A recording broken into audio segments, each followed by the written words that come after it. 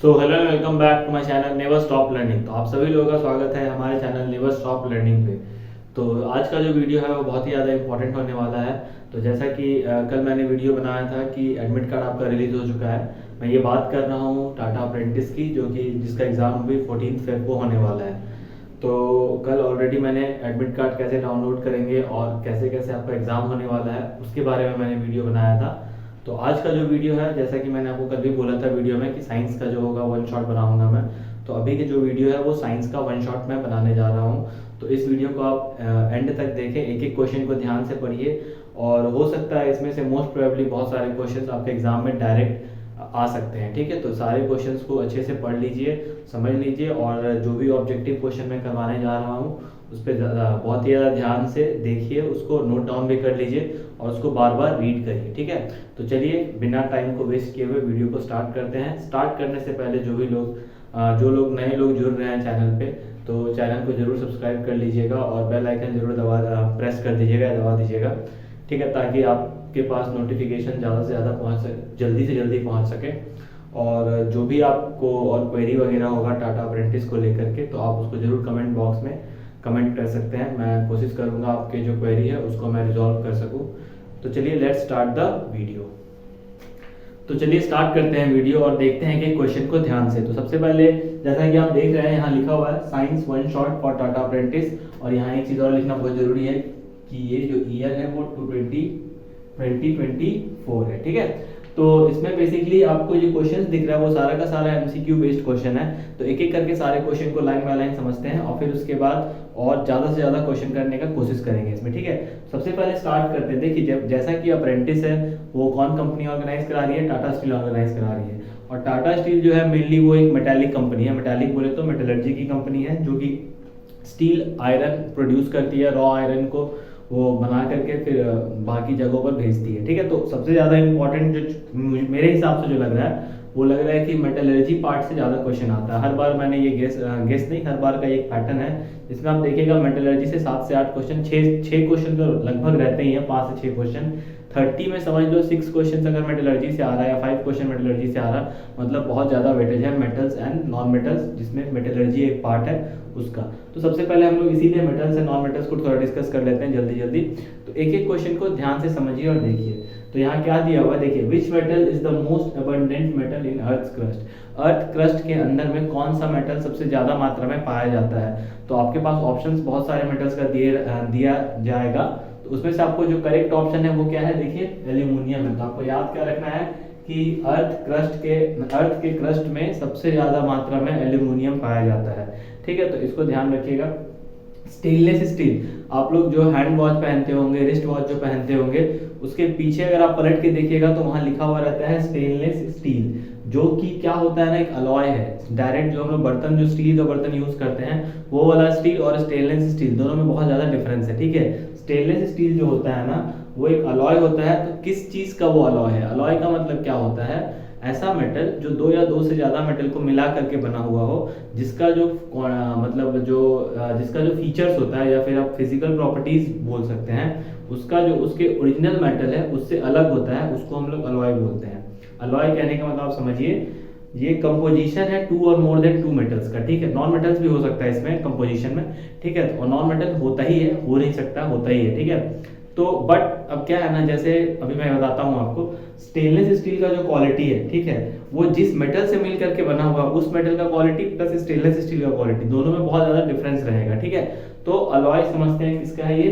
Stainless steel is an alloy of iron, carbon, chromium. अब देखो, iron का अपना अलग प्रॉपर्टी है, कार्बन तो नॉन मेटल है उसका भी अलग प्रॉपर्टी है, क्रोमियम का भी अलग प्रॉपर्टी है, बट इस तीनों को मिलाया गया तो क्या बना? स्टेनलेस स्टील बना, जिसका इन तीनों से अलग प्रॉपर्टी है। आप देखिएगा आयरन में जंग लगता है, बट स्टील जो वॉच होता है आपका जो आप पहनते हैं उसमें जंग कभी नहीं लगता है। तो बहुत सारा फिजिकल प्रॉपर्टी है जो पूरा का पूरा अलग होता है। ठीक है, अगला देखते हैं शोल्डर। यहाँ पे शोल्डर लिखा हुआ है, SOL है ये। ठीक है, आप स्पेलिंग देख लीजिएगा, SOLDER। शोल्डर आप समझते हैं जो सोल्डिंग वायर होता है ना, जिससे कि आप देखिएगा कि उसको गर्म करके सोल्ड किया जाता है। ठीक है, सिल्वर कलर का होता है, सिल्वर या उससे थोड़ा अलग मतलब हल्का सा सिल्वर वाला फील रहता है उसको देख करके। तो वो भी एक अलॉय है, समझ गया ना? वो बहुत ही ज्यादा मतलब मुलायम वायर होता है, सॉफ्ट वायर होता है। ठीक है, तो वो जो है वो अलॉय है, किसका अलॉय है, तो टिन का और लीड का। अब टीना आप समझ लीजिए, टीना जो कि हम लोग देखते हैं, और लेड वो भी बहुत अलग चीज है, बट दोनों को मिला करके क्या बना दिया गया, सोल्डर, जिसका प्रॉपर्टी अलग है। तो मैंने यहाँ पे दो अलॉय को डिस्कस किया है, एक स्टेनलेस स्टील है, एक सोल्डर है। आप उसी तरह दो तीन अलॉय और पढ़ लीजिएगा, जैसे ब्रॉन्ज एक अलॉय है, ठीक है, और भी कुछ कुछ अलॉय है, उसको अच्छे से पढ़ लीजिएगा, ठीक है। निक्रोम भी एक होता है, निक्रोम आप याद रखिएगा, निक्रोम जो होता है ना, ये एक वायर होता है। निक्रोम वायर जो है ना, वो निकल और क्रोमियम का मिलकर के बना हुआ होता है। तो क्वेश्चन यहाँ पे आता है कि सर निक्रोम वायर क्या है। तो देखो, जब आप पुराने जमाने में जो हीटर होता था, ठीक है, या फिर अभी जो आप इंडक्शन हीटर देखते हो ना, तो इंडक्शन हीटर का जो वायरिंग होता है, कॉइल जो बना हुआ रहता है ना, वो निक्रोम वायर का बना हुआ रहता है। क्यों? क्योंकि निक्रोम वायर का रेजिस्टेंस जो होता है ना, बहुत ज़्यादा हाई होता है। हाई होने की वजह से उसका रेजिस्टेंस जितना ज़्यादा हाई होगा, उतना ही ज़्यादा वो क्या करेगा, हीट को कंजर्व करेगा, हीट उतना ही ज़्यादा उसमें प्रोड्यूस होगा, ठीक है। तो इसीलिए कोई भी हीटर जो लगा हुआ रहता है, उसमें जो वायर का यूज होता है, वो नॉर्मल वायर नहीं होता है, वो निक्रोम वायर होता है, जो कि किसका मिक्सचर है, Ni for nickel and CHROMe for chromium. तो निकेल क्रोमियम का वो क्या होता है, मिक्सचर होता है, दैट इज निक्रोम जो होता है वो एक अलॉय है, ठीक है। तो तीन चार अलॉय आपको याद रखना है। अगला क्वेश्चन देखते हैं, which is the best conductor of electricity. बहुत ही आसान क्वेश्चन है, बट ये आता है। अब ऐसा मत समझिए कि नहीं आता है, बिल्कुल आता है। तो बेस्ट कंडक्टर ऑफ इलेक्ट्रिसिटी जो है वो क्या है, सिल्वर है। वैसे हम लोग सिल्वर का यूज हमेशा नहीं कर सकते हैं, क्यों? क्योंकि सिल्वर जो है बहुत ही ज्यादा कॉस्टली होता है। कंपेयर अगर हम लोग एल्यूमिनियम और कॉपर से करें, तो सबसे चीप अगर माना जाए, देखो तीन जो मेटल है वो सबसे बेस्ट कंडक्टर माना जाता है, दैट इज सबसे पहले सिल्वर आता है, देन कॉपर आता है, देन आपका क्या आता है, एल्यूमिनियम आता है। तो होता क्या है कि जो सिल्वर है वो सबसे ज्यादा कॉस्टली होता है, कॉपर सिल्वर के कंपैरिजन में बहुत लेस कॉस्टली होता है, और एल्यूमिनियम कॉपर के कंपैरिजन में थोड़ा कम होता है, बहुत ज्यादा कम नहीं होता है। सिल्वर और कॉपर को थोड़ा अगर हम कंपेयर कर ले, तो सिल्वर का अगर दाम अभी 60,000 रुपए किलो है, तो कॉपर का दाम होगा 1000 या 1200 रुपए किलो होगा, ठीक है। तो मतलब लगभग 60 गुना का डिफरेंस है, तो बहुत डिफरेंस है। इसीलिए हम लोग कॉपर का use day to day life में वायरिंग में करते हैं, ना कि सिल्वर का, ठीक है।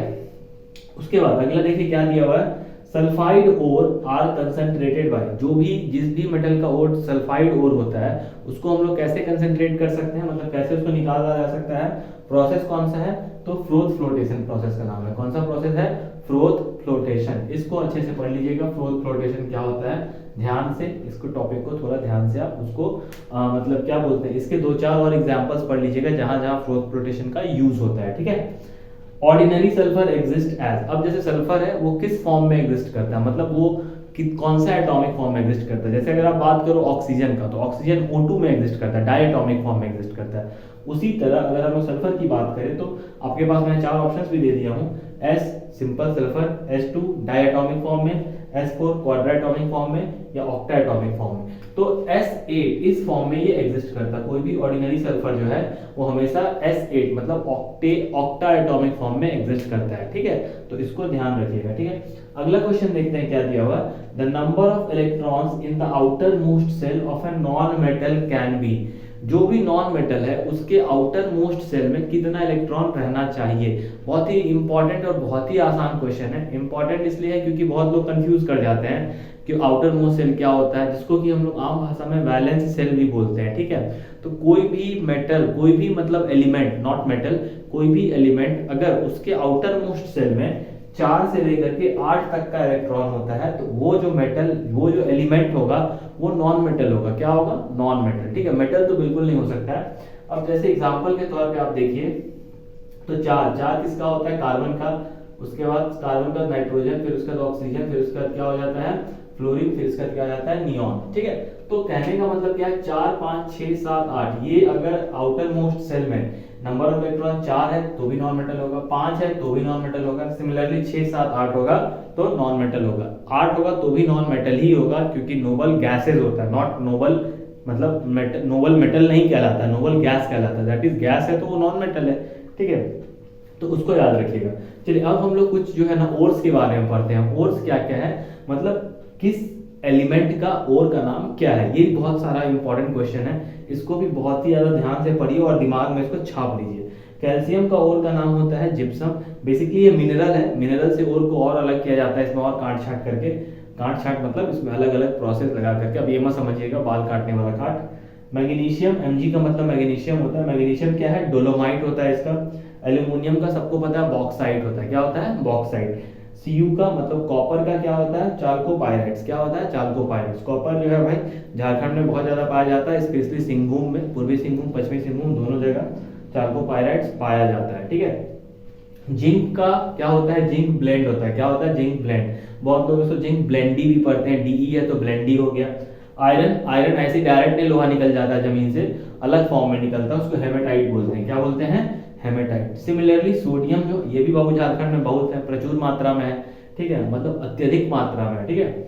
सोडियम, सोडियम का क्या होता है, तो टिंकल और बोरेक्स। बोरेक्स आपको समझाता हूं मैं, बोरेक्स पाउडर होता है, ठीक है। बोरेक्स पाउडर अगर आप समझिएगा ना, तो ये अगर आप कैरम खेले हैं जीवन में कभी, तो उसमें एक जो पाउडर आता है, वैसे तो हम लोग घरों वाला पाउडर यूज कर देते हैं उसमें, हर जो मतलब कोई भी पाउडर जो है उसमें बोरेक्स का थोड़ा मात्रा होता है, बट जो कैरम में जो पाउडर का यूज किया जाता है बोर्ड को और ज्यादा मतलब फ्रिक्शन लेस बनाने के लिए, वो बोरेक्स पाउडर का यूज किया जाता है। उसमें बहुत ही, एक्चुअली इसका काम क्या है, फ्रिक्शन जहाँ पे बहुत ज्यादा लग रहा होता है वहां पे इस पाउडर का यूज किया जाता है। ये सरफेस को क्या करता है, बहुत ज्यादा स्मूथ कर देता है, ठीक है। तो ये कुछ क्वेश्चंस हैं, चलिए हम लोग आगे क्वेश्चंस की ओर और बढ़ते हैं और फिर देखते हैं कुछ और क्वेश्चंस को। तो देखते हैं कुछ और क्वेश्चंस हैं, उसको ध्यान से एक बार देख लेते हैं। तो क्या दिया हुआ, पोटास एलम। पोटास एलम जो है, आपको पहले तो नाम याद करना होगा कि पोटास एलम क्या है। पोटास एलम एक सॉल्ट है, तो अब ये किस तरह का सॉल्ट है वो आपको बताना है। सिंपल सॉल्ट है कि एसिड सॉल्ट है, कॉम्प्लेक्स सॉल्ट है या डबल सॉल्ट है। तो देखिए जनरली क्वेश्चन जो आता है ना, वो डबल सॉल्ट को लेके कंफ्यूज करने के लिए आता है, ठीक है। तो याद रखिएगा, आपसे जो क्वेश्चन पूछेगा या तो वो नॉर्मल सॉल्ट का क्वेश्चन पूछेगा या वो डबल सॉल्ट का क्वेश्चन पूछेगा। तो आप क्या करिएगा ना, याद से कुछ 5-6 डबल सॉल्ट है जो आपको रेगुलर यूज, मतलब आपको रेगुलर पढ़ाया जाता है, जैसे मोर सॉल्ट है, पोटास एलम है, डोलोमाइट है, ये सबको याद कर लीजिएगा, ठीक है। तो उसी तरह इसका जो आंसर होगा, potash alum is a double salt, वो क्या है, एक डबल सॉल्ट है, ठीक है। Which of the following is a strong acid. आपके पास ऑप्शंस में क्या दिया हुआ है, H2CO3, CH3COOH, HCl, HCCOH। देखो H2CO3 आपको सबको पता है कार्बोनिक एसिड, जो कि कोल्ड ड्रिंक वगैरह में रहता है, तो हम लोग कोल्ड ड्रिंक तो पी लेते हैं आराम से, ठीक है।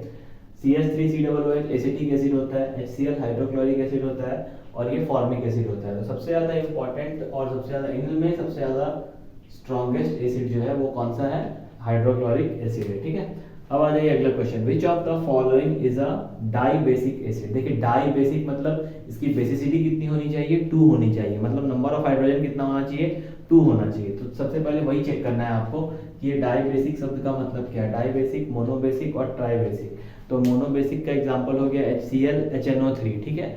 डाई बेसिक की बात करें तो H2CO3 भी डाई बेसिक एसिड है, और इसमें आप चेक करो कहीं आपको 2 दिख रहा है, बिल्कुल दिख रहा है, तो क्या है, H2SO4। ये सारे के सारे क्या है, क्या है, डाई बेसिक एसिड है, ठीक है। अब उसके बाद ये मोनोबेसिक था दोनों, और ये हो गया ट्राई बेसिक H3PO4, जिसको कि हम लोग फॉस्फोरिक एसिड भी बोलते हैं। तो इस क्वेश्चन का आंसर जो है वो क्या हो जाएगा, आपका H2SO4 हो जाएगा, ठीक है। अगेन वही वाला क्वेश्चन है, जैसे आपका पोटास एलम था, वैसे डोलोमाइट भी एक सॉल्ट है, तो वो क्या है, is an acid salt, mix salt, normal salt और डबल सॉल्ट। तो अगेन डबल सॉल्ट रहेगा, ठीक है answer. The type of medicine use to treat indigestion, जब आपके पेट में कब्जियत हो जाता है या फिर एसिडिटी ज़्यादा हो जाती है, तो उस समय हम लोग कौन सा टेबलेट खाते हैं, डाइजीन जो खाते हैं, आपको याद होगा डाइजीन वगैरह जो है या फिर इनो वगैरह जो है वो क्या है, तो एंटा एसिड बोलते हैं उसको, क्या बोलते हैं, एंटा एसिड। तो याद रखिएगा इनडाइजेशन के समय जो हम लोग मेडिसिन यूज करते हैं उसको हम लोग एंटा एसिड बोलते हैं। यहाँ पे क्या क्या दिया ऑप्शन में, anti histaminic, sulpha drug, antibiotic, antacid. Antibiotic उसमें यूज नहीं करते हैं, तो आप सुना सुना नाम है एंटीबायोटिक, तो एंटीबायोटिक मार के मत आ जाइएगा, नहीं तो पेट का जगह कुछ और का चीज खराब हो जाएगा, ठीक है। अब when NH4Cl, NH4Cl किसको बोलते हैं, अमोनियम क्लोराइड को बोलते हैं, किसको बोलते हैं, ammonium chloride. when ammonium chloride is heated with caustic soda, caustic soda किसको बोलेंगे, आप समझ लीजिए किसको बोलेंगे, NaOH को बोलते हैं, ठीक है। तो when NH4Cl is heated with caustic soda, the gas evolve is, कौन सा गैस रिलीज होता है उस समय, तो आपको याद रखना होगा अमोनिया रिलीज होता है। कौन सा रिलीज होता है, अमोनिया, ठीक है, that is NH3। Some indicators, आपको क्या ध्यान रखना है, कुछ इंडिकेटर्स है जिसको आपको याद रखना होगा, क्योंकि ये क्वेश्चंस काफी आते हैं और ये ना टिपिकल क्वेश्चन आते हैं। जैसे आपको क्या बोल देगा ना कि मिथाइल ऑरेंज किसी भी हम लोग कंपाउंड में मिलाएं और उसका जो कलर है वो this colour say that colour हो गया, मतलब कोई एक कलर से दूसरे कलर में हो गया, तो आपको ये बताना होगा कि वो जो कंपाउंड है वो एसिड है या बेस है। तो उसको हम लोग किस तरह से समझेंगे वो समझिए। देखिए कभी भी इंडिकेटर जब मिलता है, इंडिकेटर का जहाँ पे आपको ये दोनों वर्ड का यूज किया रहेगा तो आप ध्यान रखिएगा कलर का जरूर वहाँ पे जिक्र होगा, ठीक है। बिना कलर का जिक्र वहाँ पे काम नहीं हो सकता, इसलिए कलर का वहाँ पे जरूर मेंशन होगा, ठीक है। तो मिथाइल ऑरेंज एक इंडिकेटर है जो कि जब भी एसिडिक सॉल्यूशन में डाला जाता है उसको, तो कैसा कलर हो जाता है उसका, रेड कलर हो जाता है। एसिडिक में रेड हो जाता है, बेसिक सॉल्यूशन में हमेशा वो येलो कलर देता है। कैसा देता है, येलो कलर। और न्यूट्रल सॉल्यूशन होता है तो वो ऑरेंज है तो ऑरेंज ही रह जाएगा, ठीक है।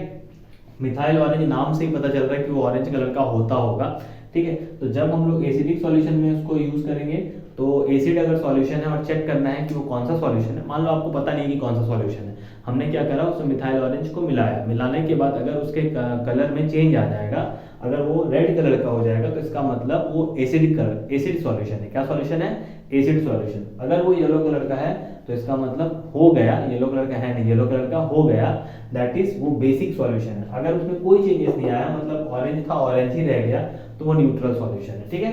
तो आपको थोड़ा सा ध्यान रखना होगा कि कलर कॉम्बिनेशन वहां पे क्या है।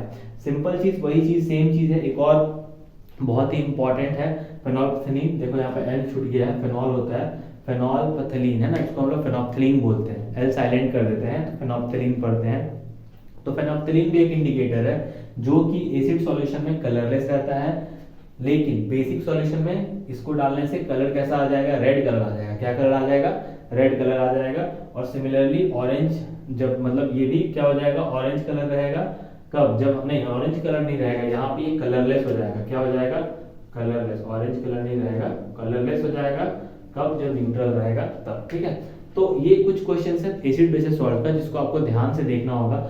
उसके बाद एसिड बेसिस एंड सॉल्ट्स में क्या होता है ना, कुछ कुछ आपको रिएक्शंस वगैरह याद करना होगा, तो कुछ रिएक्शंस याद कर लीजिएगा, ठीक है। तो चलिए अब हम लोग बढ़ते हैं अगले मतलब अगले क्वेश्चन की ओर। तो चलिए देखते हैं अगला क्वेश्चन क्या क्या है। तो चलिए स्टार्ट करते हैं। कुछ क्वेश्चंस और था जो उसको देखना है हमको, फटाफट देख लेते हैं हम लोग। तो अब जो हम लोग थोड़ा सा बात कर लेते हैं पीरियोडिक टेबल, पीरियोडिक क्लासिफिकेशंस का, उससे रिलेटेड कुछ क्वेश्चंस है, मतलब जो प्रायोरिटी क्वेश्चंस है उसको देखते हैं ध्यान से, ठीक है। तो बहुत ही ज़्यादा ध्यान से समझिएगा। From moving left to right, left to right का मतलब क्या है ना कि जब आप पीरियोडिक टेबल देखते हो, देखे ही होंगे सब लोग क्योंकि आप अप्रेंटिस एग्जाम दे रहे हो तो क्लास 10 पढ़ रहे होंगे। हाँ, एक बात आपको यहाँ ध्यान रखना बहुत जरूरी है कि क्लास 10 के सीबीएसई पोर्शन से पीरियोडिक क्लासिफिकेशन को पिछली बार हटा दिया गया था और इस बार भी हटा दिया गया है, ठीक है। तो जो लोग सीबीएसई बोर्ड से हैं वो पीरियोडिक क्लासिफिकेशन को बहुत ही ज़्यादा ध्यान से पढ़ लीजिए क्योंकि वहाँ से बहुत क्वेश्चंस आता है, क्योंकि वो इनऑर्गेनिक केमिस्ट्री का one of the most important part है, ठीक है। तो वहाँ से क्वेश्चन रहेगा ही, 3 से 4 क्वेश्चन वहाँ से 110% रहेगा, क्योंकि सबसे ज़्यादा एक्सेप्शंस जो है ना यहीं से हैं और क्वेश्चंस भी बहुत अच्छे अच्छे बनते हैं। तो एक एक करके सारे क्वेश्चंस को हम लोग डिस्कस करते हैं, ध्यान से समझिए। तो from moving left to right, जब आप लेफ्ट टू राइट जा रहे हो इन अ पीरियड, पीरियड क्या होता है, जब हम लोग क्या करते हैं इधर से इधर जब जाते हैं ना तो 7 पीरियड होता है। देखो ध्यान से देखो, आपको अगर मैं दिखाना चाहूँ पीरियड क्लासिफिकेशन का तो कुछ ऐसा होता है, ठीक है। ये एक शेप होता है ना, ऐसा शेप का बनता है पीरियोडिक टेबल, ठीक है। यहाँ पे आपका मेटल्स होता है, मेटल्स मतलब यहाँ पे हाईली एक्टिव मेटल्स होता है जिसको alkali metals and alkaline earth metals बोलते हैं। यहाँ पे हैवी मेटल्स होते हैं, क्या होते हैं, हैवी मेटल्स, ठीक है। और यहाँ पे क्या होता है आपका नॉन मेटल्स होता है और यहाँ पे कुछ कुछ सेमीकंडक्टर्स भी होते हैं। ऐसे करके ऐसे करके ऐसे करके सैंडविच बना हुआ रहता है, ठीक है। तो ये टाइप का रहता है, इसके बीच में जितने भी रहते हैं वो मेटलॉइड्स होते हैं। और यहाँ वाला एक एलिमेंट रहता है जिसको हम लोग नोबल गैस बोलते हैं, क्या बोलते हैं, नोबल गैस एलिमेंट। और यहाँ पे 2 ग्रुप अलग से बना हुआ रहता है, आप अगर देखे होंगे कभी तो इसको हम लोग बोलते हैं लेंथेनॉइड्स, क्या बोलते हैं, लेंथेनॉइड्स, और इसको हम लोग बोलते हैं एक्टिनॉइड्स। तो ये कंप्लीट क्या है आपका पीरियोडिक टेबल है। तो जब हम लोग पीरियोडिक टेबल की बात कर रहे हैं तो यहाँ पे 1 से स्टार्ट होता है ग्रुप और 18 तक जाता है, ग्रुप 1 से लेकर के ग्रुप 18 तक, और पीरियड्स जो होते हैं वो 7 होते हैं। तो जब हम लोग पीरियड में लेफ्ट टू राइट जा रहे हैं, ठीक है, तो क्या होता है, पूछ क्या रहा है क्वेश्चन में कि from moving left to right in a period the acidic nature of the oxide of elements, मतलब जो एसिडिक नेचर होगा किसी भी ऑक्साइड, एसिडिक नेचर जो होगा कोई भी ऑक्साइड का किसी भी एलिमेंट का, वो घटेगा या बढ़ेगा। तो देखिए एरो का साइन किधर की तरफ लगा हुआ है, ऊपर की तरफ, ऊपर के एरो का मतलब कि वो क्या होगा, बढ़ेगा। तो जब भी आप पीरियोडिक क्लासिफिकेशन पढ़ेंगे तो उसमें कुछ 5 चीजें होती है जिसको आपको ध्यान से पढ़ना होगा कि जब हम लोग लेफ्ट टू राइट मूव करते हैं या टॉप टू बॉटम जाते हैं तो क्या होता है, ठीक है। आपका acid character, basic character, atomic size, atomic radius, electronegativity, electron affinity जिसको आयोनाइजेशन पोटेंशियल, ये सारा चीज़ आपको ध्यान से पढ़ लेना होगा कि जब हम लोग लेफ्ट टू राइट जाते हैं तो क्या होता है, ठीक है। तो उसको आप एक बार जरूर पढ़ लीजिएगा, यहाँ से एक क्वेश्चन रहेगा ही, तो आप उसको प्लीज पढ़ लीजिएगा, ठीक है। आगे बढ़ते हैं। Mendeleev classify elements in order of increasing. तो मेंडलीव जो थे वो एक साइंटिस्ट थे जिन्होंने क्या किया था, एलिमेंट्स को क्लासिफाई किया था। किस आधार पे किया था, on the basis of atomic mass. किस आधार पे किया था, इंक्रीजिंग एटॉमिक मास। तो जो नया वाला पीरियोडिक टेबल बना हुआ है वो एटॉमिक मास के बेसिस पे उसको क्लासिफाई नहीं किया गया है, उसको क्लासिफाई किया गया है एटॉमिक नंबर्स के बेसिस पे, ठीक है। तो याद रखिएगा। Which of the following metal is expected to show non-metallic character। देखिए आपके पास ऐसे बंच ऑफ मेटल्स दे दिए रहेंगे, बट आपको पहले पता तो चले कि कौन सा नॉन मेटल है कौन सा मेटल है। तो वो आप जो जनरली आप पढ़ रहे हैं तो आपको पता तो होगा ही अप्रॉक्सी कौन सा मेटल है कौन सा नॉन मेटल है। तो जैसे यहाँ पे AS है मतलब एंटीमनी, AS मतलब आर्सेनिक, B माने बरेलियम, B मतलब बोरॉन, Br माने ब्रोमीन। तो ब्रोमीन आपको पता है कि only non metal which exist in liquid form, एक ऐसा नॉन मेटल है जो सारे नॉन मेटल्स जनरली क्या है, गैसियस फॉर्म में एग्जिस्ट करते हैं, बट ब्रोमीन जो होता है वो किस फॉर्म में एग्जिस्ट करता है, लिक्विड फॉर्म में एग्जिस्ट करता है। तो इसको आप बहुत ही ज्यादा दिमाग पे रखिएगा, ठीक है। अगला क्वेश्चन देखते हैं, which pair of elements show chemical behaviour. इसमें सेम विच से क्या है, which pair of elements show similar chemical behaviour. मतलब इसमें आपको पेयर बना करके एलिमेंट्स दिया हुआ है और आपसे पूछ रहा है कि कौन सा ऐसा दो एलिमेंट का पेयर, मतलब कौन सा ऐसा पेयर है जो सेम कैरेक्टर शो करता है। तो sodium and aluminium, sodium aluminium same character show नहीं करता है। क्यों? क्योंकि सोडियम जो है वो लाई करता है ग्रुप 1 में और एल्यूमिनियम जो है वो लाई करता है ग्रुप 2 में। तो सोडियम को हम लोग बोलते हैं एल्कली मेटल और सोडियम जो है वो एल्कलाइन अर्थ मेटल है। अर्थ मेटल का मतलब वो अर्थ के क्रस्ट मतलब अर्थ के अंदर से निकाला गया है। और हमने अभी जस्ट पहले भी बताया था कि aluminium is the most abundant metal on earth crust, मतलब अर्थ क्रस्ट के अंदर सबसे ज्यादा कौन सा मेटल पाया जाता है, एल्यूमिनियम पाया जाता है, ठीक है।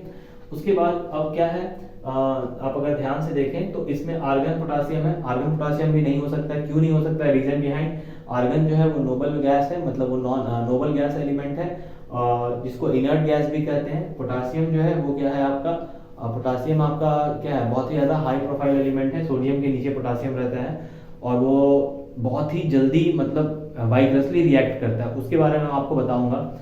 आगे जाते हैं सोडियम, नाइट्रोजन एंड फास्फोरस। तो आपको ध्यान होगा कि नाइट्रोजन फास्फोरस जो है वो सेम ग्रुप का है, तो इसीलिए सेम ग्रुप में जो भी एलिमेंट लाई कर रहे होते हैं उन सारे एलिमेंट्स की मोर और लेस प्रॉपर्टी क्या होती है, सेम होती है, ठीक है।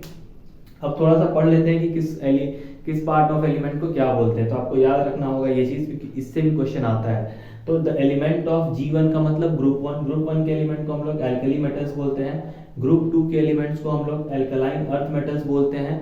ग्रुप 17 के मेटल्स को हम लोग क्या मेटल नहीं, ग्रुप 17 के एलिमेंट्स को हम लोग हैलोजन एलिमेंट्स, हैलोजन बोलते हैं। क्या बोलते हैं, हैलोजन। ये याद रखिएगा, बहुत इंपॉर्टेंट है, हैलोजन किसको बोलते हैं। उसी तरह ग्रुप 16 वाला जो है ना उसको भी याद रखिएगा, मैं लिखना भूल गया हूँ, इसको चैल्कोजेन बोलते हैं। क्या बोलते हैं, चैल्कोजेन, ठीक है। तो बिल्कुल याद रखिएगा, चैल्कोजेन बोलते हैं, जिसमें आपका ऑक्सीजन वाला ग्रुप होता है, ऑक्सीजन सल्फर सिलेरियम टेलेरियम वो वाला, ठीक है। तो चैल्कोजेन, फिर देन हैलोजन। उसके बाद ग्रुप 18 को आपको पहले से बता दिया गया है कि ग्रुप 18 को नोबल गैस बोलते हैं या फिर इनर्ट गैस बोलते हैं। तो ऑप्शंस कुछ भी रह सकता है, नोबल गैस भी रह सकता है, इनर्ट गैस भी रह सकता है, तो दोनों का मतलब सेम ही होता है, ठीक है। अब आ जाते हैं, विच of the following is most reactive halogen. अब हैलोजन का ग्रुप है, आपको याद होगा मैंने वो पढ़ाया भी है, फिर कल बाहर आई aunty, fluorine chlorine bromine iodine acetylene, ठीक है। क्या पढ़ेंगे इसको, फिर कल बाहर आई आंटी। तो इसमें सबसे ऊपर वाला जो है ना वो हाईएस्ट क्या होता है, रिएक्टिव होता है हैलोजेंस में, ठीक है। और इसी एलिमेंट को अगर मैं यहाँ लिखना चाहूँ तो यहाँ पहले लिख देता हूँ, ठीक है। एफ का क्या मतलब है तो मैं आपको बताऊंगा, बस आप यहाँ पे याद रखो कि हाईएस्ट जो है रिएक्टिव क्या होता है पूरे पीरियोडिक टेबल में, पीरियोडिक टेबल में पूरे हैलोजन ग्रुप में वो फ्लोरीन होता है, ठीक है। अब आइए आगे, the most basic oxide is. अब ये तो क्या है ना कि आपको ऑप्शंस दिया रहेगा, जैसे यहाँ पे देखिए सोडियम ऑक्साइड दिया है, एल्यूमिनियम ऑक्साइड दिया है, sulphur oxide, dioxide, nitrogen dioxide, ठीक है। तो इसमें सबसे ज्यादा ऑक्साइड का जो मोस्ट ऑक्साइड नेचर जो है ना, बेसिक नेचर, वो कौन शो कराता है, तो सोडियम कराता है। सोडियम ऑक्साइड आपको याद रखना पड़ेगा, ठीक है। आपको याद रखने के लिए क्या करना है, देखो सोडियम पहला ग्रुप में लाई करता है, एल्यूमिनियम दूसरे ग्रुप में लाई करता है, सल्फर जो है वो आपका क्या है 16वां ग्रुप में लाई करता है, ठीक है। और अगेन नाइट्रोजन जो है वो 15वां ग्रुप में लाई करता है। तो सबसे पहला जो लाई कर रहा है, मतलब लेफ्ट टू राइट हम लोग क्या पढ़े थे, मतलब एसिडिक कैरेक्टर बढ़ता है, ठीक है। तो बेसिक कैरेक्टर क्या होगा, घटेगा, उल्टा हो जाएगा उसका, ध्यान रखिएगा उसको। Law of octaves, law of Octave जो था मतलब क्या था, ग्रुप ऑफ 8 एलिमेंट्स को एक एक साथ अरेंज किया गया था। तो ये जो लॉ था वो कौन से साइंटिस्ट दिए थे, तो इनका नाम था न्यूलैंड्स, याद रखिएगा। Law of octave was given by scientist Newland. उसी तरह लॉ ऑफ ट्रेड्स कौन दिया था, लॉ ऑफ ट्रेड्स लिखा हुआ है यहाँ पे गलती से, यहाँ पे होगा लॉ ऑफ ट्रेड्स। तो लॉ ऑफ ट्रेड्स जो थे ना वो डोबर्नियर दिए थे। तो डोबर्नियर भाई साहब क्या किए थे, तीन तीन एलिमेंट को ग्रुप में सजा दिए थे और फर्स्ट एलिमेंट और थर्ड एलिमेंट का सम निकाल करके उसका एवरेज कर देने से बीच वाले एलिमेंट का वैल्यू आ जाता था। वापस समझ लीजिए, first element and third element को ऐड करके उसका एवरेज निकाल देने से बीच वाले एलिमेंट का मास पता चल जाता था। ये कौन अरेंज किया था, ये अरेंज किया गया था इनके द्वारा, डोबर्नियर के द्वारा। तो बट ये सक्सेसफुल नहीं हो पाया क्योंकि ये बहुत ज़्यादा के लिए वैलिड नहीं हो पाया। न्यूलैंड का भी इसे सक्सेसफुल नहीं हो पाया, क्या है कि ये बहुत ओवर कॉन्फिडेंट आदमी था। ये बोला था सिर्फ 56 एलिमेंट से डिस्कवर हो पाएगा, और ये भाई साहब जो थे मतलब बहुत ज़्यादा नहीं कर पाए थे, तो इनका भी अनसक्सेसफुल रहा। बाद में मेंडलीव सबके पापा नहीं पप्पा आ गए, और फादर ऑफ पीरियोडिक टेबल भी मेंडलीव को बोला जाता है। तो याद रखिएगा, who is known as father of periodic table, तो Mendeleev is known as father of periodic table, ठीक है। अब थोड़ा सा पीरियोडिक टेबल को समझ लेते हैं ध्यान से, मतलब उसके सेग्रीगेशन को समझते हैं। देखो, ग्रुप 1 और 2 को एस ब्लॉक एलिमेंट्स बोला जाता है। ये जब आप क्लास 11 में जाओगे तो एस ब्लॉक एलिमेंट्स पढ़ना है, जिसमें आपका alkali metals and alkaline earth metals आता है। पी ब्लॉक में आपका हैवी मेटल्स आता है, जो कि ग्रुप 13 से लेकर के 18 तक होता है। सॉरी, पी ब्लॉक में आपका क्या आता है, नॉन मेटल्स आता है, जो कि ग्रुप 13 से लेकर के 18 तक होता है। डी ब्लॉक में आपका हैवी मेटल्स होता है, इसी में सारे मेटल्स लाई करते हैं, iron, copper, gold, silver, zinc विंक जितना भी है, सब चीज इसी में लाई करता है डी ब्लॉक एलिमेंट्स में, ठीक है। इसी को ट्रांजिशन एलिमेंट्स भी बोलते हैं। उसके बाद एफ ब्लॉक, ये बहुत इंपॉर्टेंट ब्लॉक है। एफ ब्लॉक एलिमेंट से भी क्वेश्चन रहता है। एफ ब्लॉक एलिमेंट्स को क्या बोलते हैं, दो सीरीज लाई करते हैं, एक 57 से 71 तक होता है। तो ये लेंथेनाइट्स और एक्टिनाइट्स के नाम से जाना जाता है, ठीक है। तो एक बार रिवाइज कर लीजिए, एस ब्लॉक में कौन कौन सा ग्रुप आता है, group 1 and group 2। P block में कौन सा आता है, 13 to 18। डी ब्लॉक में क्या आता है, 3 to 12। उसका एफ ब्लॉक क्या होता है आपका, रिमेनिंग जो दो ग्रुप नीचे रखा होता है उसको हम लोग क्या बोलते हैं, एफ ब्लॉक एलिमेंट्स। अब कुछ एक्सेप्शंस हैं, उसको समझ लेते हैं। यहाँ मैंने एक्सेप्शंस में लिख करके बहुत सारे एलिमेंट्स का नाम लिखा हुआ है, ठीक है। तो आपको एक एक करके मैं सबको एक्सप्लेन कर देता हूँ और आप उसको दिमाग में बैठा लीजिएगा या फिर कहीं नोट डाउन कर लीजिएगा। एक्सेप्शंस में अगर हम लोग सोडियम पोटाशियम की बात करें तो sodium and potassium is the most reactive metal of periodic table, ऐसा मान के चला जाता है। क्यों, और इसको ना ही हम लोग खुले में नहीं रख सकते, मतलब अगर आप इसको हाथ पे निकाल के रखोगे तो ये तुरंत एयर के साथ रिएक्ट करके क्या कर देगा, कैचेस फायर हो जाता है, ठीक है। और ये बहुत ही ज़्यादा सॉफ्ट मेटल होता है, इसको आप नाइफ से इजीली कट कर सकते हैं। इसको कहाँ रखा जाता है, केरोसिन के अंदर डुबा करके रखा जाता है, क्योंकि ये बहुत ही ज़्यादा वाइग्रसली रिएक्ट कर सकता है, इसीलिए इसको वाटर में भी नहीं रखा जाता है, ठीक है। ब्रोमीन क्यों लिखा हुआ है, bromine is the only non metal which is liquid at room temperature. वैसे तो सारे नॉन मेटल गैसियस फॉर्म में रहते हैं, बट ब्रोमीन एक लौता नॉन मेटल है जो कि क्या है, लिक्विड होता है रूम टेम्परेचर पे। फ्लोरीन, ब्रोमीन के नीचे फ्लोरीन लिखा हुआ। Fluorine is the most electronegative element of periodic table, मतलब पूरे पीरियोडिक टेबल का सबसे ज्यादा इलेक्ट्रोनेगेटिव एलिमेंट कौन सा है, फ्लोरीन है। इसकी वैल्यू कितनी होती है, 3.5। एयू जो होता है most ductile element of the periodic table. Ductile का मतलब आप इसका 1 ग्राम के गोल्ड से आप 1 किलोमीटर लंबी वायर बना सकते हो, तो इसीलिए इसको most ductile element of periodic table माना गया है। Hg का मतलब मरकरी। मरकरी जो होता है वो क्या होता है, only metal which is liquid at room temperature. आप जनरली अपना बुखार वगैरह चेक करते हैं, अब तो खैर डिजिटल का ज़माना आ चुका है तो डिजिटल थर्मोमीटर यूज़ होता है। पहले ज़माने में डॉक्टर वो झाड़ के चेक करते थे, तो उसके अंदर जो है ना मरकरी रहता था, ठीक है। तो mercury is the only metal which exist in liquid at room temperature, ठीक है। डायमंड का बात क्यों किया गया है, डायमंड एक लौता नॉन मेटल है जो कि सॉलिड फॉर्म में एग्जिस्ट करता है और ये हार्डेस्ट सब्सटेंस है अर्थ पे। ऐसा माना जाता है कि अर्थ पे सबसे ज्यादा हार्ड सब्सटेंस कौन सा है, डायमंड है। तो ये सारे एक्सेप्शंस आपको याद रखना होगा भाई, कहीं से भी कोई भी एक्सेप्शंस आपको पूछा जा सकता है। तो ये था मोर और लेस केमिस्ट्री के कुछ चैप्टर्स को जिसको मैंने रिवाइज करवाया है। 3 चैप्टर्स अप्रॉक्सीमेटली हम लोगों ने पढ़ा है, इसमें बहुत सारे क्वेश्चन, बहुत इंपॉर्टेंट क्वेश्चन है और भी जैसे केमिकल बॉन्डिंग वगैरह चैप्टर्स है, और उसके बाद और भी कुछ कुछ चैप्टर है, कार्बन एंड इट्स कंपाउंड है, वो सब भी हम लोग करेंगे। तो आज की वीडियो में हम लोग इतना ही रखते हैं, फिर अगले वीडियो में हम लोग और मिलेंगे। फिर उसमें हम लोग क्या करेंगे, जो रिमेनिंग पार्ट्स ऑफ सिलेबस है आपके, मैं उसको कोशिश करूँगा कवर करने का। तब तक के लिए अच्छे से पढ़िए और बहुत ही ज़्यादा ध्यान से आप अपने 7 दिन बचा हुआ है अप्रॉक्स, 7 दिन भी नहीं 5 दिन बचा हुआ है, तो आप उसको अच्छे से तैयारी करिए और मन लगा के पढ़िए। तब तक के लिए अच्छे से रहिए। ऑल द बेस्ट और जय हिंद।